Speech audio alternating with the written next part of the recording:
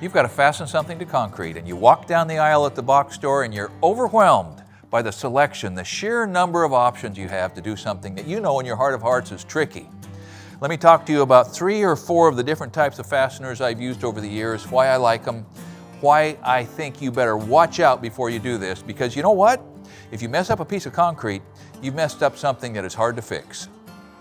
Before I go over to my little slab over here, drill holes and show you how to install these things, I want to just sort of describe to you these 3 broad general categories of concrete anchors that I use. The first, the most expensive, the messiest, the riskiest, and the strongest is to epoxy a threaded rod into a hole.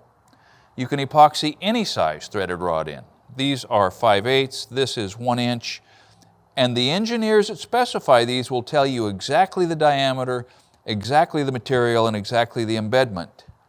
They also tell you that if you don't do the epoxy right, you've messed up. We'll go into detail on that.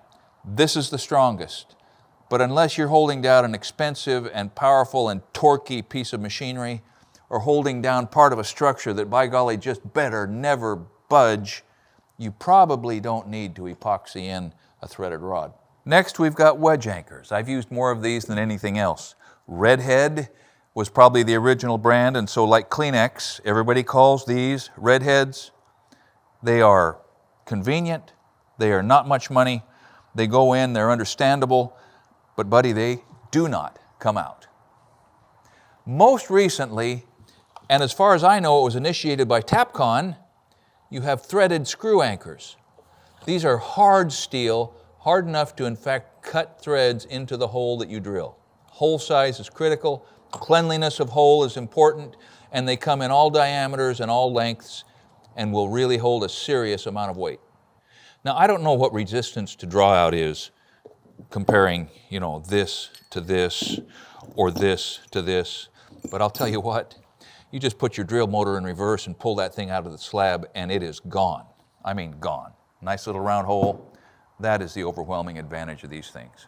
We've done a couple of videos on drilling concrete with rotor hammers, and I have 3 things that I want to point out. First, don't force the bit, let it work freely. Second, don't breathe the dust. And third, if you need an accurately placed hole, drill a 1/4 inch pilot hole about 1 inch deep to start, and then step up the size.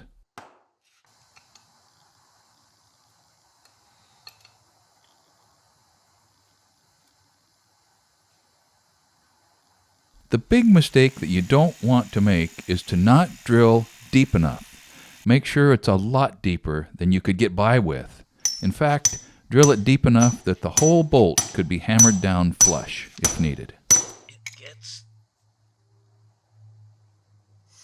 tight. The mechanics of these things are pretty obvious. This loose sleeve catches on the sides of the hole and expands as the tapered end is drawn out by the tightening nut.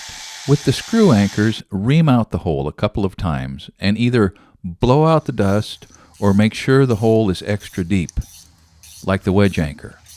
But as you can see in this case, when this thing is backed out, it's out.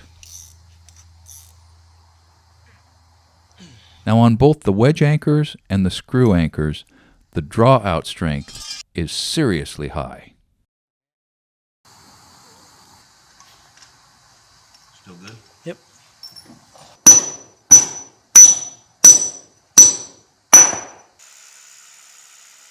With epoxy, the hole should be dust-free so that the bond is bulletproof. You got to protect your eyes and your lungs, and ideally use a stiff brush to clean out the insides of the hole.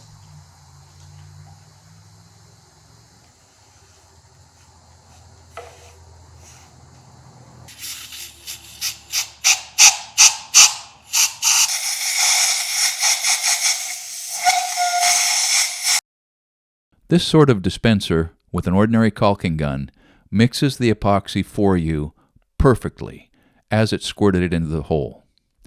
I always assume that a hole about 1/8 of an inch bigger than the rod itself is about right, and then manipulate the rod to assure complete embedment.